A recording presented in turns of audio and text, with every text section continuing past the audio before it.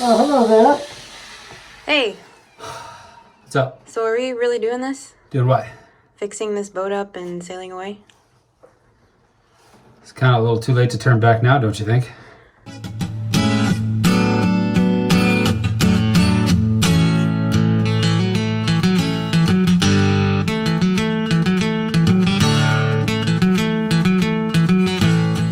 Hello. We're Chris and Kell, a couple of kids from Portland, Oregon. And this is our 1973 Nelson 38 Ketch Rig motor sailor, whose design was sold to Nauticat. Only 6 were ever made, and this one is ours.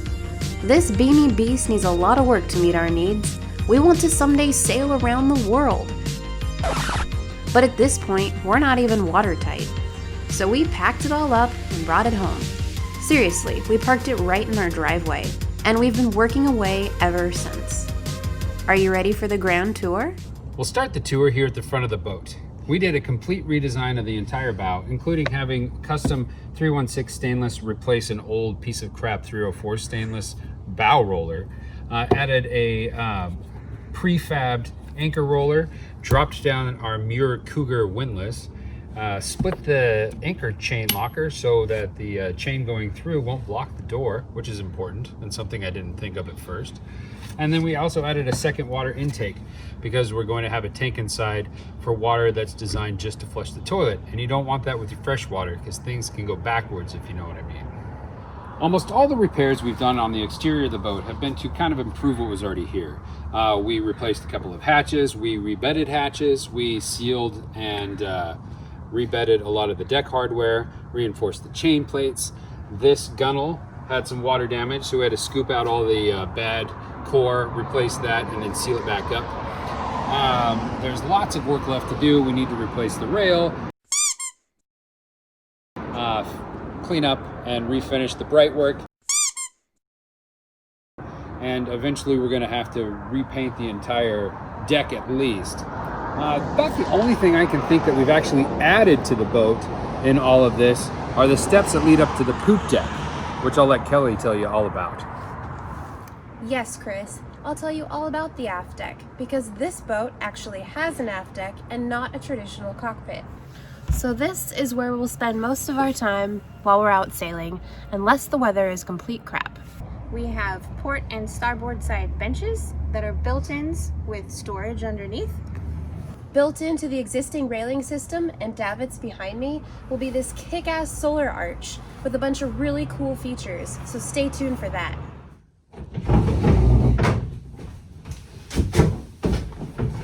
You can enter the boat from either the port or starboard sliding doors, and you step down into the pilot house and what will later become our galley. We're going 7 knots! Pilot houses are pretty cool because you're completely enclosed, especially in like cold weather climates, but even in the tropics, it's awfully nice to be able to come in out of the weather and have a full helm with plenty of visibility in all directions, even aft. The helm station will stay largely the same. It's got a sweet little nav station lift-up desk. This hatch will be a sliding hatch that was pre-existing that we've replaced the Lexan on. Sliding back to the back of the pilot house, we're now standing in our new galley. This used to be a seating area, but we're going to convert it into the galley. It'll be a J shape with a sink, an oven, and a refrigerator. Perfect space for 1 person, not for 2. It'll be a little tight, but we really wanted to bring the galley up into the pilot house where it's nice and bright. It used to live down in the salon area that's dark, so we're going to turn that into a nice, cozy little den. Welcome to the salon. This is the former galley. This is a seating area. All of this will be gutted, and we're even considering moving this stripper pole, which is actually the mast support, and a little scary. Down here is the water tank. It's really gross and needs a good scrub.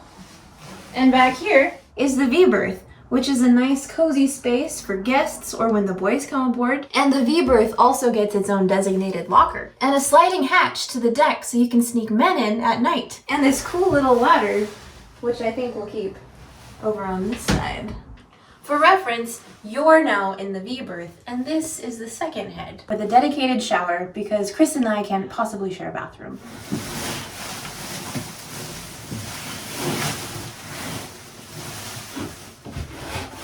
I can't wait until this becomes a comfortable living space. But for now, let's move on to the aft cabin where we actually have done some work. That means we have to go back through the pilot house and down this way. Welcome to our dusty boudoir. So this is the most finished space, actually the only one we've done any work on in the interior. It's going to be a nice big bed platform with a climb-in little spot over here. Each of us will get a corner cabinet and a side cabinet. What's cool about our aft cabin is you'll be able to sleep like this, or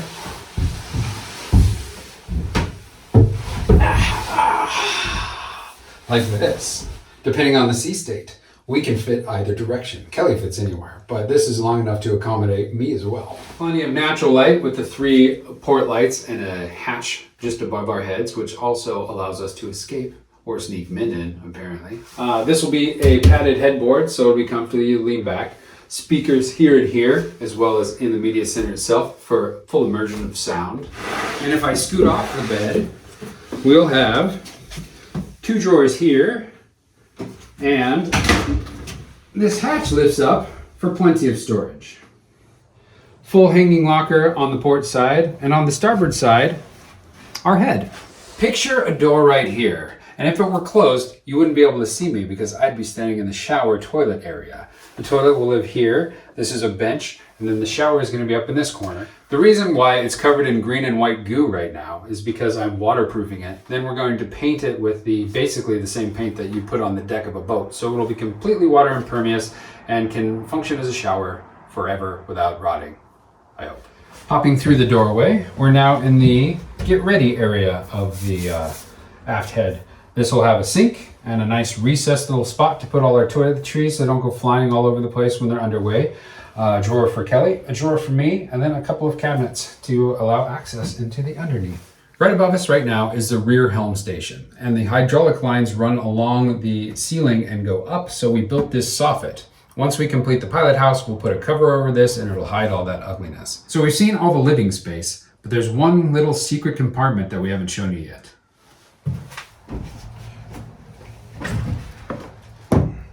This is the engine room. One of the coolest things about pilot houseboats is you have a huge space for your engine room. We will have our battery bank down here. The engine is huge. It's 115 horsepower turbocharged diesel, which most sailboats of this size would have like a 30 or 40 horsepower engine. So this thing is, that's why they call it a motor sailor. Plenty of room for pumps and gas tanks and all sorts of cool crap right down here. So this is how the boat looks today. But obviously there's much more work to do. So Kelly's going to show you about what we have in store for the rest of the refit. So this is BIM Boat. Pretty cool, huh? See, give it a little spin stay there. BIM stands for Building Information Modeling.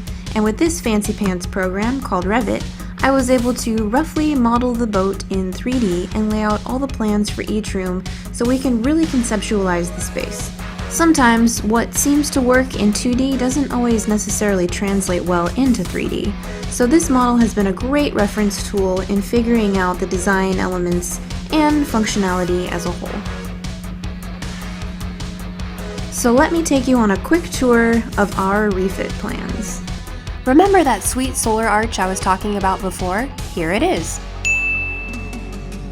As you can see, the assembly ties into the existing railing system and hangs off the stern onto the davits, which will give us more usable area on the boat and stay out of any rigging pathways. The solar panels will live on top of the arch here. There will be 3 of them running this way. Also, we've been working with an engineer friend of ours. His name is Lucas, and we found him on the internet. He's been helping us out with the structural analysis part of the design. Moving on down into the pilot house, here's our new galley. We've taken it up from the salon and created that J shape that Chris was talking about earlier. Even further down into the boat, we have the salon.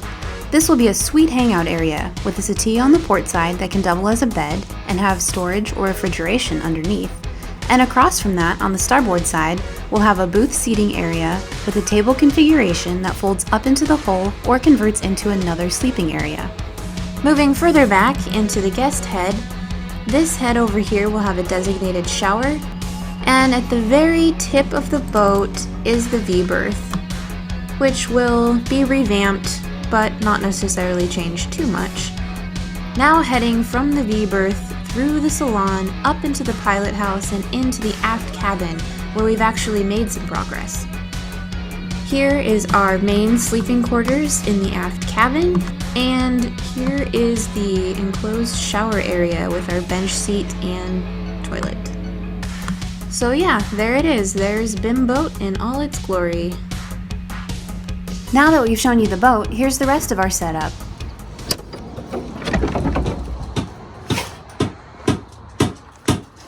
What are you doing? Oh, hello. I didn't see you there. I'm just working away in my shop.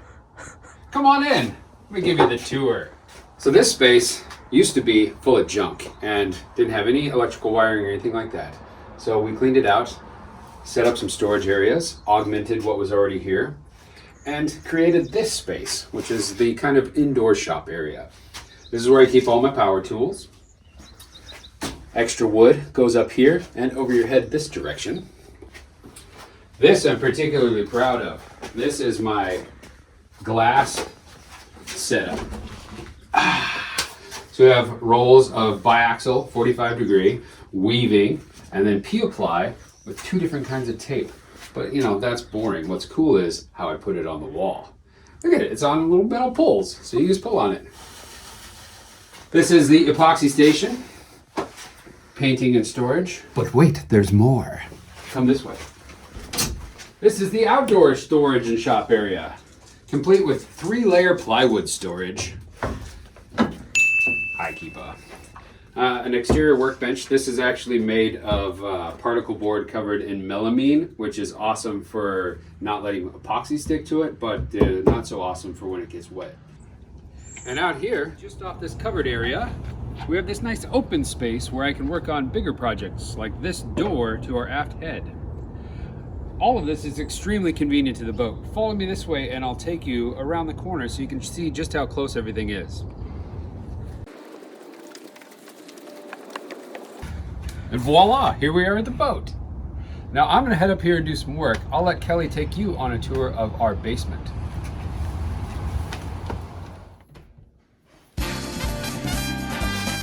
And now for the exciting basement tour.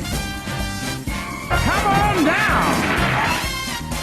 So the boat basically came to us like a kit without any kind of instruction whatsoever. There were 2 previous owners that we know about, and they spent a lot of time buying stuff. Fortunately, all that stuff came with the boat, and we've been hoarding it here in our basement. Some of it we'll use, some of it we're trying to sell on eBay, some of it we aren't even sure what it is. Our basement basically doubles as a chandlery. We have all these parts, all these fixtures, random components. We also have a ton of wood from when we gutted the boat that's all teak and it's relatively in good shape. We're just probably not going to use it the same way that it was originally installed. Also, this space makes for a great workroom when you can't work outside in the elements because it's temperature controlled. Having a space like this is so beneficial in refitting the boat because we can just come down here, grab what we need, go do a project, and it's really easy and everything stays relatively organized.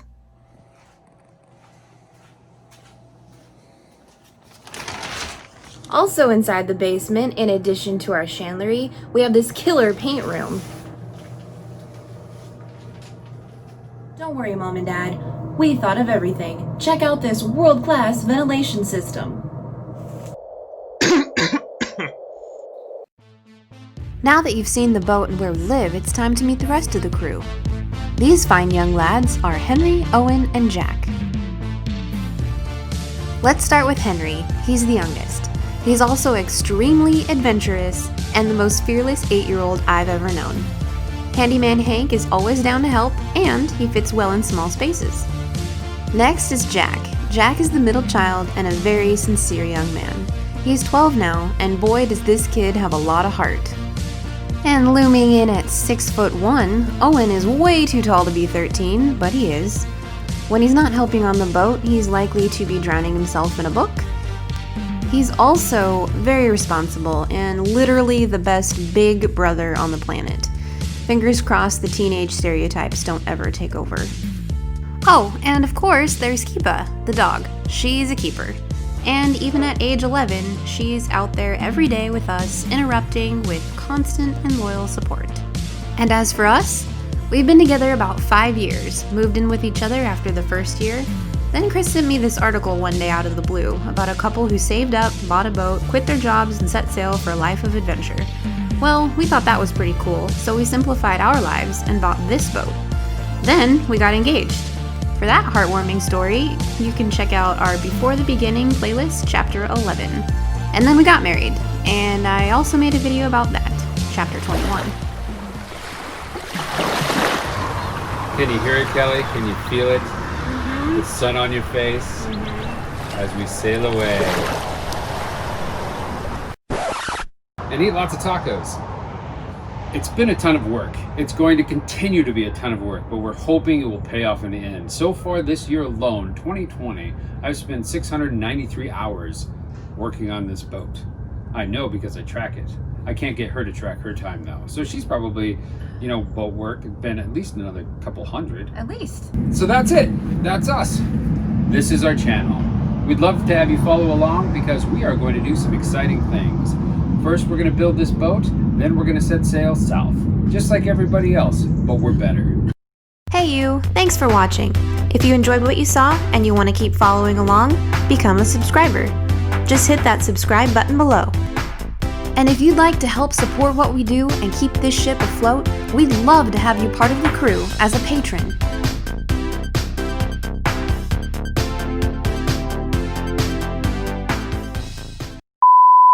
One more try, and then if we can't get this one, then we'll try again. That makes no sense. There is a clever hatch up here in case there's a fire or you want to get out and have some fresh air.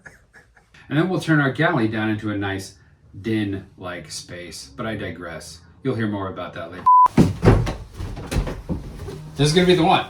All right. This existing sliding hatch will stay, so we will have the ability to open it up and let natural light in, but it will be tinted, so it won't get too terribly hot in here. Well, it will, but this won't be the problem. I don't even know what I'm saying. It's very strong. I can pull down. See how strong it is? I could have been a blooper if it would have fell in. Here in the back corner where used to live a settee, we are going to bring the salon up into my ass. This room also contains a sliding hatch, noted above. Noted above. You can sneak boys into your room at night. Not boys, that's disgusting. So you can sneak men into your room at night. Why are you mad at me?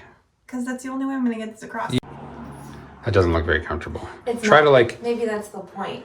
So come along with us and be part of our adventure. Yeah.